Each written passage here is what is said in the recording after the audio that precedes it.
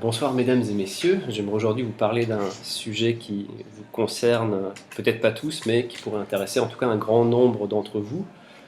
Il s'agit de faire ici le compte-rendu de la réunion de la délégation professionnelle de l'AIC auprès des institutions européennes, donc le SKIC, la Cour de justice et le Parlement européen. C'est une réunion qui a été annoncée il y a quelques semaines, et je m'attendais à y voir beaucoup de collègues. Finalement, nous n'étions que 50, sachant que l'unité française compte 100 freelance. Je trouvais un peu le chiffre relativement bas, mais apparemment, c'est la moyenne. Plusieurs points ont été abordés par des gens dont je connaissais le nom, mais dont je voyais pour la première fois le visage, et qui ont quelques décennies d'expérience de plus que moi. Le premier orateur, dont je ne me souviens que du prénom, s'appelait Michel, et il a commencé par nous parler du remote interpreting, sujet épineux, en français la téléinterprétation. Alors, une première précision a été faite, c'est que c'est pas du tout la même chose que la vidéoconférence. La vidéoconférence, c'est lorsque les délégués ne sont pas dans la même salle, et la téléinterprétation, c'est la configuration où tous les délégués sont au même endroit, mais pas tous les interprètes sont nécessairement à ce même lieu géographique. Il y a un accord qui a été conclu entre la représentation des interprètes et les institutions européennes, qui prévoyait donc une possibilité de téléinterprétation, mais pour un cas très restreint, à savoir ce qu'on appelle les déjeuners de travail, où les chefs de gouvernement ou les chefs d'État se retrouvent pour manger et discuter en même temps, et où toutes les langues officielles sont représentées.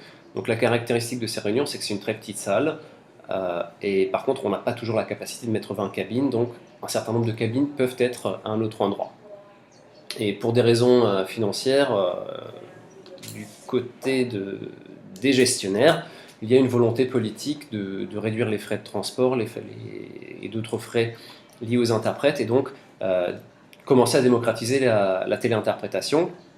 Les interprètes apprécient pas du tout, parce que le fait d'avoir uniquement un feed vidéo est quand même très dérangeant pour ceux qui peut-être ont fait de la vidéoconférence, ne serait-ce que sur Skype. On remarque qu'il y a ne serait-ce qu'un léger décalage son-image, ça peut être extrêmement gênant. On ne perçoit plus les 80% de communication non verbale et gestuelle. Euh, et la direction apparemment aurait menacé en disant que si les interprètes n'étaient pas prêts à accepter de négocier et finalement élargir le cadre de la téléinterprétation, alors il ferait appel au marché privé.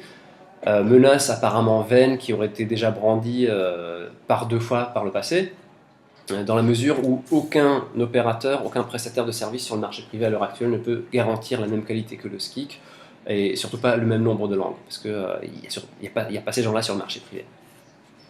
Donc ça, c'était un premier point relativement rassurant, alors que de ce que j'avais lu en ligne dans les forums internes du SKIC, limite c'était la fin du monde. Donc tout n'est pas perdu. Et ensuite, il y a eu une autre présentation d'un collègue de cabine française, Daniel André, freelance depuis de longues années. Et cette fois, ça portait sur l'âge de la retraite. Donc bien sûr, les freelances peuvent arrêter de travailler lorsqu'ils veulent. Toujours est-il que jusqu'à maintenant, pour la commission du moins, il y avait une limite qui était fixée à l'âge de 65 ans. Ensuite, même en le voulant, on n'avait pas le droit de travailler pour eux. Cette limite a été maintenant repoussée à l'âge de 67 ans. Et les collègues qui ont eu 67 ans cette année, donc en 2013, vont bientôt recevoir un courrier les invitant, s'ils le veulent, à reprendre leur activité. Le seul problème, c'est que les caisses de prévoyance vieillesse n'acceptent pas la cotisation des interprètes qui ont plus de 65 ans. Bon, ça c'est une petite période de transition, il faudra qu'ils réadaptent les contrats, ça a été abordé, mais c'est pas vraiment non plus la grande problématique. Ensuite a été abordé le point de l'attribution des marchés. Pour simplifier, pour vous transmettre le peu de connaissances que j'ai, parce que je ne suis pas un expert en la matière, apparemment toutes les institutions qui sont liées à la commission sont obligées de passer par le SKIC lorsqu'ils veulent des interprètes. Et contrairement au Parlement par exemple, il n'est pas possible de faire une attribution de marché, un appel d'offres en disant on voudrait que pour tel et tel jour, une société externe organise pour nous une réunion et fournisse des interprètes.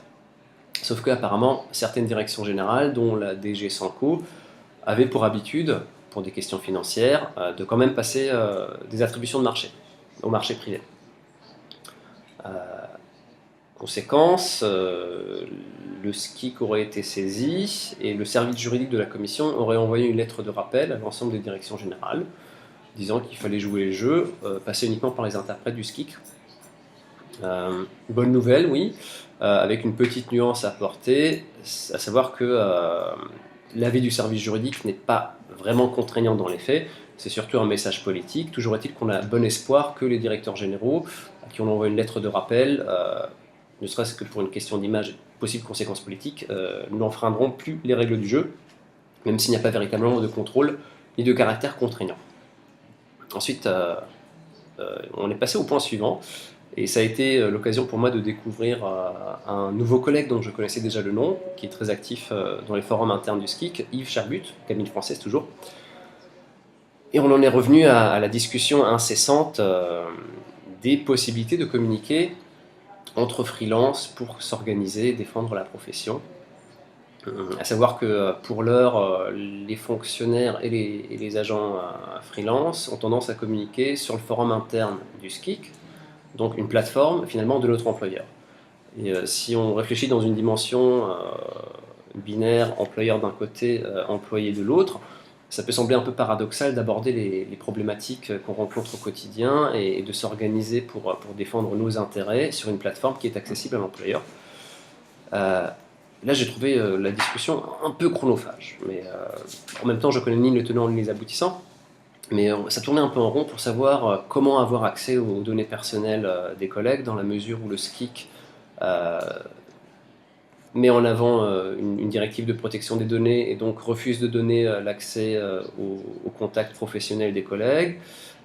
Certains ont suggéré qu'on passe par une plateforme AIC, mais en même temps, tous ne veulent pas être affiliés à l'AIC pour discuter des conditions de travail.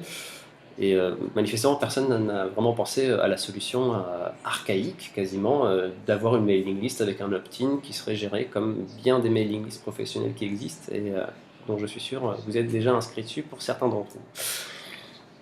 Après, il y a aussi d'autres points techniques abordés, comme par exemple l'assurance maladie. Il y a un contrat avec une société de courtage, Van Breda, qui va expirer en 2014. Donc il y aura un nouvel appel d'offres. Il y a eu quelques discussions techniques et spéculations sur le remplaçant possible. Et surtout la crainte qu'il n'y ait pas du tout d'intéressés si jamais la commission propose un appel d'offres finalement pas très satisfaisant économiquement pour les courtiers d'assurance. Quoi d'autre? Ah oui, peut-être que le nom de Frances Calder dit quelque chose aux collègues anglophones, ou en tout cas aux lecteurs du SCICnet. J'ai également eu le plaisir de découvrir cette dame d'un certain âge, portant un chapeau rouge et un manteau rouge vif. Frances avait posté il y a quelques mois un message sur SCICnet faisant état du malaise en cabine anglaise, du désespoir et de la précarité des jeunes collègues qui n'avaient pas assez de travail. Et la discussion avait pris une ampleur, je crois qu'on en était à 200 messages totalement illisibles, et apparemment la direction s'est rendue compte qu'il y avait un malaise. Malaise que les autres cabines ont tendance à relativiser, parce qu'apparemment, d'après ce que m'ont dit certains, et je ne peux pas en juger car je suis bien trop novice, finalement la cabine anglaise, bien des années après, aurait finalement juste découvert la situation qu'ont connue toutes les autres cabines avant. Bon, j'en sais rien, toujours est-il que la précarité n'est jamais agréable, c'est pas parce que d'autres cabines l'ont déjà connue qu'il faudrait minimiser les choses. Alors pourquoi est-ce que je vous parle de précarité? Il y a un système de recrutement assez controversé au niveau du SCIC, qu'on appelle le Quick Calendar, ou encore le système des lignes rouges. Pour ceux qui ne sont pas accrédités et qui ne connaissent pas ces méandres informatiques, on a un calendrier interne au SCIC où chaque interprète peut afficher sa disponibilité pour les jours, les semaines et les mois à venir.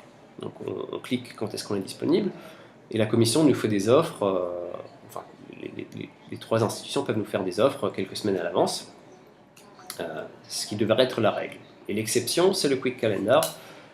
Grosso modo, dans ces cas-là, pour des réunions imprévues, la commission uniquement recrute du jour au lendemain. Donc à midi, il y a un message électronique qui est envoyé aux interprètes disant que pour le lendemain, la commission a besoin de gens. On peut indiquer sa disponibilité à ce moment-là, et on a jusqu'à 15 heures pour attendre la réponse de la commission. D'après mes statistiques personnelles, on a à peu près 10% de chances pour finalement être appelé. Le seul problème, c'est que lorsqu'à midi on indique notre disponibilité, on s'engage aussi à rester disponible pour le SKIC pendant 24 heures, d'après ce que j'ai compris, sauf qu'il n'y a pas de rétribution en échange. Donc contrairement à une option, l'interprète s'engage de manière ferme, mais pas le client. Et ça crée une certaine asymétrie dans la mesure où la commission a le luxe de refuser finalement l'interprète, de ne pas le prendre, alors que l'interprète, lui, s'engage sans recevoir de compensation financière pour cette espèce de permanence optionnelle. Et là, apparemment, d'après des conseils juridiques qui auraient été transmis à la délégation à IC, ça passerait pas pour des raisons de droit des contrats. Bon, j'ai pas tout compris. Toujours est-il qu'il y a une volonté d'encadrer un peu plus ce recrutement précaire que certains comparent à ce qui existait à une époque dans les docks où les contremaîtres le matin allaient chercher des travailleurs pour la journée et où les gens ne savaient pas s'ils allaient travailler le lendemain, s'ils allaient gagner de l'argent ou non. Et bien que moi ce système me donne pas mal de boulot et donc d'argent et me permettre de vivre, je commence à ressentir ce que décrivaient certains collègues, à savoir cette impression d'être en permanence appelable. Bien sûr, il n'y a pas de contrainte juridique à se mettre disponible et à répondre à ces appels à très court terme. Toujours est-il que lorsqu'on a un loyer à payer, on finit par céder. Et c'est vrai que ça peut avoir quelques répercussions sur la vie de famille ou même la vie sociale lorsque on a un engagement et que finalement on l'annule à la dernière minute. D'ailleurs, si je suis là ce soir alors que je comptais partir à Paris pour 2 jours, c'est parce que la commission à court terme m'a proposé du travail pour demain. Donc remercier la commission, grâce à eux vous avez maintenant un discours qui d'ailleurs touche lentement à sa fin. Bref, cette réunion finalement aurait été assez intéressante, d'une part parce que je me suis rendu compte que tout n'était pas aussi catastrophique que la situation parfois dépeinte en ligne. Et d'autre part, j'ai pris un grand plaisir à enfin pouvoir mettre des têtes sur les noms dont je lis les contributions depuis bientôt 7 mois. Voilà, je vous remercie.